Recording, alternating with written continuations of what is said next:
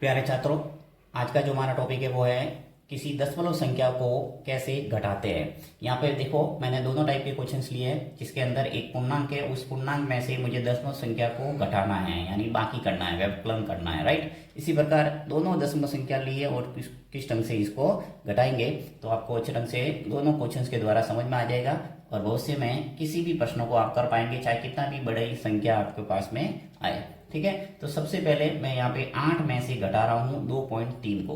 तो घटाने का तरीका क्या रहेगा, हम दोनों क्वेश्चंस करेंगे। देखो, सबसे पहले आपको क्या करना है, ये जो बड़ी संख्या है इसमें से आपको घटाना है 2.3 को। तो चलिए लिख लेता हूँ मैं ये 8। ठीक है, अब आपको क्या करना है, इसमें लिखने का तरीका ही अच्छे ढंग से समझना है। अगर आप सही ढंग से लिखेंगे तो आपके आंसर भी सही ढंग से आ जाएगा। देखो, 8 में से मुझे घटाना क्या है, 2.3। तो आपको क्या करना है, ये जो पॉइंट वाली संख्या इसको देखना है अच्छे ढंग से। इसमें आपने देखा कि पॉइंट के बाद में एक डिजिट आपको नजर आ रहा है।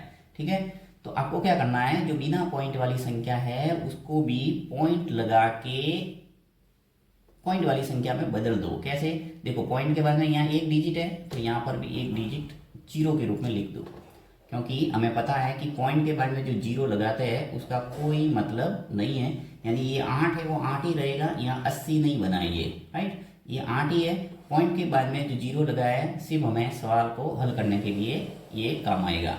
अब क्या करेंगे, देखो 2.3 है, पॉइंट के नीचे आपको पॉइंट लगाना है। पॉइंट के बाद में क्या है, ये 3 है तो जीरो के नीचे आ जाएगा 3। पॉइंट के इधर क्या है, 2 है तो ये 8 के नीचे आ जाएगा 2। यदि आप पॉइंट नहीं लगाएंगे तो आपके गलत होने की संभावना पूरी पूरी रहेगी। ठीक है, अब देखो घटाएंगे तो बिल्कुल आपके परफेक्ट आंसर आएगा। अब 0 में से 3 जाता नहीं है तो क्या करेंगे, यहाँ से हम कैरी लेंगे, उधार लेंगे। तो यहाँ से 8 में से एक कैरी आ गया इधर, यानी ये हो गया 10, और 10 में से 3 गया तो कितना बचा, 7, राइट। पॉइंट के नीचे वही पॉइंट। अब यहाँ से हमने एक उधार ले लिया था तो ये 7 हो गया, और 7 में से 2 गया तो कितना बचा, 5। ठीक है, यानी आंसर आ गया 5.7।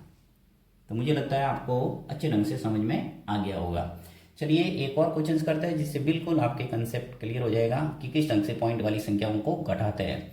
चलिए यहाँ लिखता हूँ, देखो 9, 5.4 और 0। ठीक, अब मुझे घटाना क्या है, यहाँ 3.1। तो आपने क्या समझा यहाँ पे कि पॉइंट के नीचे पॉइंट लिखना है, सबसे पहला काम तो यही है। तो देखो यहाँ पॉइंट था और यहाँ पॉइंट है, तो पॉइंट के नीचे पॉइंट लिख लेता हूँ पहले ही। और पॉइंट के इधर वाली संख्या क्या नजर आ रही है मुझे, 1। तो 4 के नीचे 1 आएगा। ऐसे नहीं कि आप 0 के नीचे लिख दो, अगर लिखा तो गलत हो जाएगा। पॉइंट के इधर वाली संख्या क्या है, 3। तो पॉइंट के इधर क्या है, 5 है, तो ये आएगा 5 के नीचे।